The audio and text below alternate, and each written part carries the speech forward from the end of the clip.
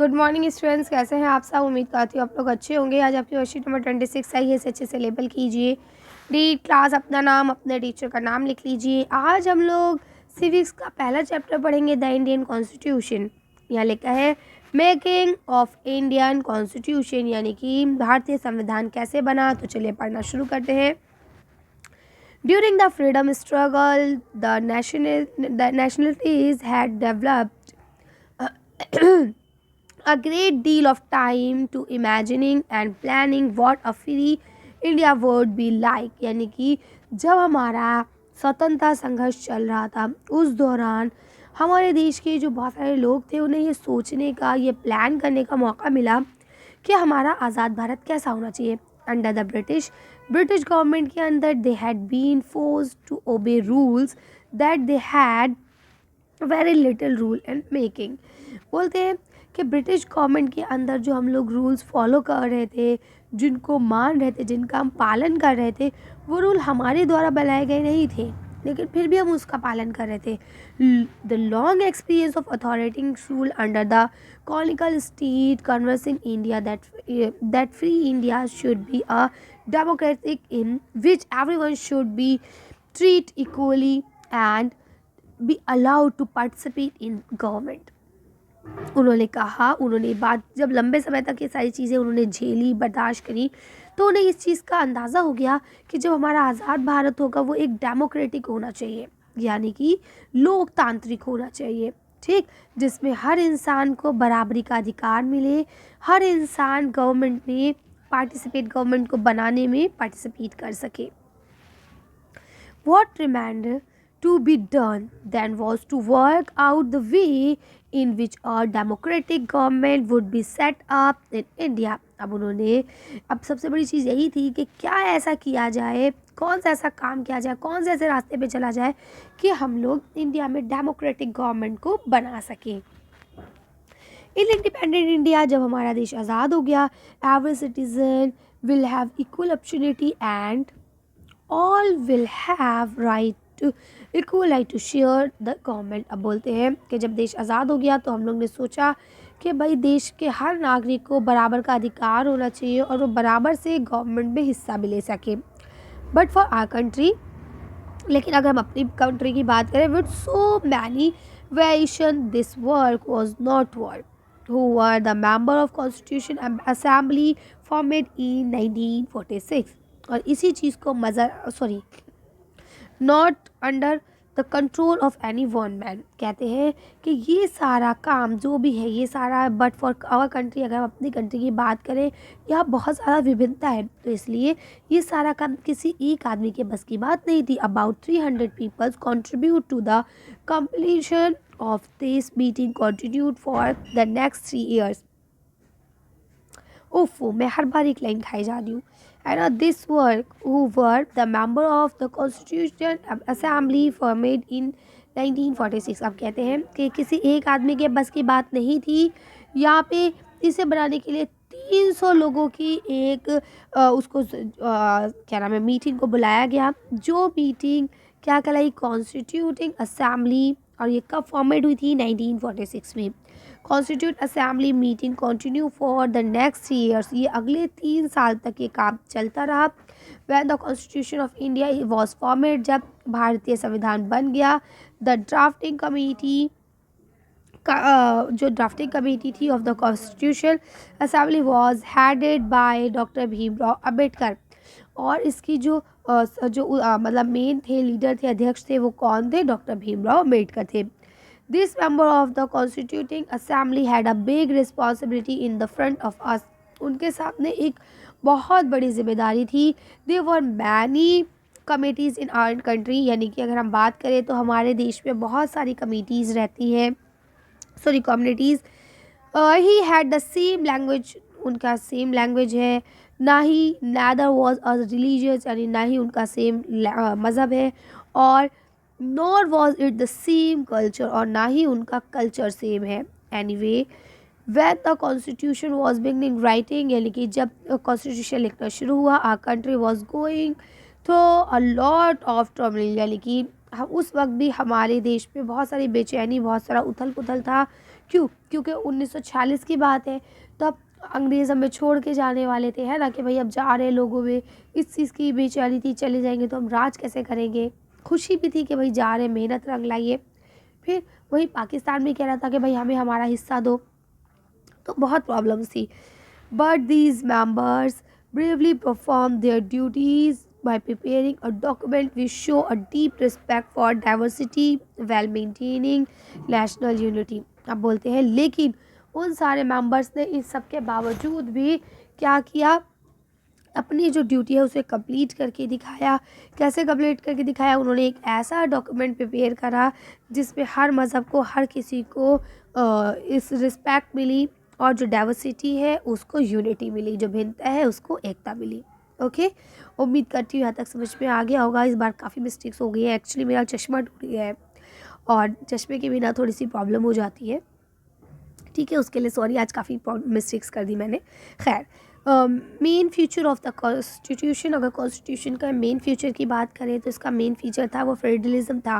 Federalism का मतलब क्या होता है? It's mean different type of government at different level of governor to the country. कहते हैं अलग अलग स्तर पर अलग अलग सरकार का काम करना। इन आर कंट्री, अगर हम अपनी कंट्री की बात करें, गवर्नमेंट वर्क एट 3 लेवल। हमारी कंट्री में गवर्नमेंट जो है वो 3 लेवल पे काम करती है। First is national level, it's called central government, यानी कि जो आजकल पीएम मोदी जी चला रहे हैं, है ना। इसके बाद second level is state level. State level government कौन है? जो आपकी दिल्ली में केजरीवाल की है, आम आदमी पार्टी की। And third level is local और सेल्फ गवर्नमेंट लेवल। ये आपकी पंचायत राज सिस्टम या म्यूनसिपल कॉर्पोरेशन जो होता है वो होता है एडमिनिस्ट्रेशन। ठीक है, the reason for this is that in a large country like India, all state can have autonomous right to take decision on certain issue। क्योंकि हमारा जो इंडिया है वो एक बहुत विशाल देश है, बहुत ह्यूज देश है। अब इसमें सारे काम किसी एक व्यक्ति के ज़िम्मे नहीं हो सकते हैं, इसीलिए यहाँ पे अलग अलग लेवल पर अलग अलग सरकार चलाई जाती है ताकि उनके पास कुछ अपने स्वायत्तता के अधिकार हों, ताकि वो कुछ डिसीजन अपने आप ले सकें। There are some list in the constitution for clarity of these issues। और ऐसा नहीं है कि सिर्फ उनके हाथ में ही छोड़ दिया गया है, बल्कि कॉन्स्टिट्यूशन में इसके लिए एक लिस्ट बनाई गई है जिसमें इन सब चीज़ों को नज़र में रखा गया है। अब देखिए यहाँ पे आपको एक्टिविटी 1 दी गई है। Write the name of your nearby bank, school, dispensary, hospital, police station, MP, MLA, councillor and find out at which level of government they involve. ठीक है, अब बोलते हैं आप अपने घर के आसपास किसी बैंक, किसी स्कूल, किसी डिस्पेंसरी, किसी hospital, police station, MLA, MP, इनके बारे में पता कीजिए और बताइए कि वो किस में काम करते। देखिए बेटा, अगर मैं बात करूँ बैंक वगैरह की, तो बैंक जो है आपके सेंट्रल गवर्नमेंट में आते हैं, जबकि जो आपके स्कूल्स होते हैं, डिस्पेंसरीज होती हैं, हॉस्पिटल्स होते हैं, पुलिस स्टेशन होते हैं, वो आपके स्टेट गवर्नमेंट में आते हैं। एमपी जो होते हैं, मेंबर ऑफ पार्लियामेंट जो होते हैं, वो आपके सेंट्रल गवर्नमेंट के होते हैं, जबकि मेंबर ऑफ लेजिस्लेटिव असेंबली जो होते हैं वो आपके स्टेट गवर्नमेंट के होते हैं। ठीक है, और इसके अलावा जो आपका एमसीडी वाला वर्क होता है, एमसीडी सॉरी सीखा गई मैं, एमसीडी वाला जो वर्क होता है ना, निगम पार्षद वाला, वो आपका इसके अंदर आता है लोकल लेवल में। ठीक है, इसके बाद देखिए एक्टिविटी 2 में आपको लिखना है कि अपने एमएलए और अपने एमपी जो आपका एरिया का है उसको आपको नाम को फाइंड आउट करना है। ठीक है, तो ये आप लोग कर लेंगे कि आपके एरिया के एमपी कौन है और एमएलए कौन है, लिख लेंगे। चलिए अब हम लोग क्वेश्चन आंसर्स को देख लेते हैं। लिखा है what challenge were faced by the constitute assembly in making the constitution. यानी कॉन्स्टिट्यूशन बनाते समय जो आपकी कॉन्स्टिट्यूट असेंबली थी उसके सामने कौन कौन से प्रॉब्लम्स थे। इसका आंसर ऐसा लिख सकते हैं, there were many communities in our country. हमारी कंट्री में बहुत सारे समुदाय के लोग रहते हैं। They had neither one language और नॉर वन रीजन रिलीजियस, यानी कि ना उनकी एक ज़बान है और ना ही उनकी एक मज़हब है। एंड नॉर वन कल्चर, और ना ही उनका एक कल्चर है।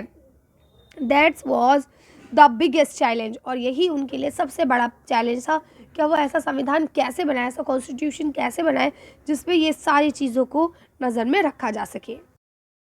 नेक्स्ट क्वेश्चन है what do you understand by federalism. Federalism से आप क्या समझते हैं?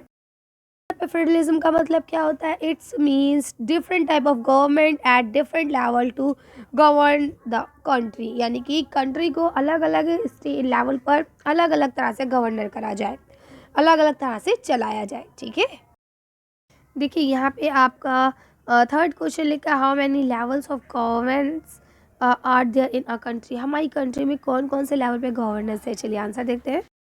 ये आप लिखेंगे इन आवर कंट्री, अगर हम अपनी कंट्री की बात करें, government works at 3 levels, government 3 level पे काम करती है। फर्स्ट होता है नेशनल लेवल जो सेंट्रल गवर्नमेंट होती है, सेकंड होता है स्टेट लेवल जो आपकी स्टेट गवर्नमेंट होती है, और थर्ड होता है लोकल, यानी कि जो लोकल या सेल्फ लेवल जो कि आपकी ग्राम पंचायत वगैरह होती है ना, या फिर आपके म्यूनसिपल कोऑपरेटिव जो वो होती है एडमिनिस्ट्रेशन, वो। ठीक है, तो इसे आप लोग कर सकते हैं। चलिए आगे पढ़ते हैं। अब देखिए लास्ट क्वेश्चन लिखा है, why is the federal system of governance important for our country, यानी कि जो फ्रीडल सिस्टम है वो हमारी कंट्री के लिए क्यों इम्पॉर्टेंट है, ये आपको बता रहे हैं। और चलिए आंसर देखते हैं। अच्छा बच्चों, एक बात ये आपको बतानी थी कि ये एमएलए और एमपीज़ वाली जो लिस्ट है ना, ये मैंने दूसरे चैनल पे अपलोड कर दी है फॉर ऑल टाइम, है ना, क्योंकि ये अक्सर आते रहते हैं, फिर मुझे बार बार इस पर वीडियो बनानी होती है। तो मैंने एमएलएज़ जो दिल्ली के हैं या जो एमपी हैं दिल्ली के, वो सारी मैंने लिस्ट अपलोड कर दी है दूसरे वाले चैनल पर। आप वहाँ जाएंगे, अपने एरिया का नाम देखेंगे, उसके सामने जो एमएलए होगा उसका नाम देख के आप लिख लेंगे। सेम इसी तरह से एमपी के लिस्ट में आप जाएंगे, वहाँ पे अपने एरिया का एमपी देखेंगे और उसका नाम लिख लेंगे। ठीक है, चलिए इस वाले आंसर को देख के वीडियो फिनिश करते हैं। इसका लिंक डिस्क्रिप्शन में, आप वहाँ से देख सकते हैं। तो अब इसका आंसर यहाँ से लिखेंगे, the system of federalism is important for our country because in vast country like India, यानी हमारा जो इंडिया है वो बहुत बड़ा, बहुत विशाल देश है। All the state can have autonomous right to take decision on some issues, यानी कि अब देखिए हर काम स्कूल की प्रिंसिपल नहीं कर सकती ना, कुछ काम, कुछ निर्णय लेने का अधिकार टीचर को होता है ना, और सारे निर्णय अकेले टीचर नहीं लेती, तो वो क्या करती है, मॉनिटर्स बनाती है क्लास में, है ना, कुछ निर्णय मॉनिटर्स भी ले लेते हैं, है ना। तो वही चीज़ है, सारे फैसले मोदी जी नहीं कर सकते ना, कुछ स्टेट गवर्नमेंट करती है, जैसे केजरीवाल जी करेंगे या उधर योगी जी करेंगे, है ना। और क्या होता है, फिर अब केजरीवाल पूरी दिल्ली को नहीं देख सकते ना, तो अब अलग अलग एरिया में अलग अलग लोग हैं जो उस एरिया की प्रॉब्लम्स को सॉल्व करेंगे, है ना। तो इस तरह से आप लोग कर सकते हैं। चलिए तो अच्छी वीडियो को हम ये खत्म करते हैं। आज की वर्कशीट में बस इतना ही। अगर आपको हमारी वीडियो पसंद आई हो तो प्लीज़ इसे लाइक और शेयर करें। अगर अभी तक आपने हमारे चैनल को सब्सक्राइब नहीं किया, प्लीज़ मेरे चैनल को सब्सक्राइब करें। Thank you for watching.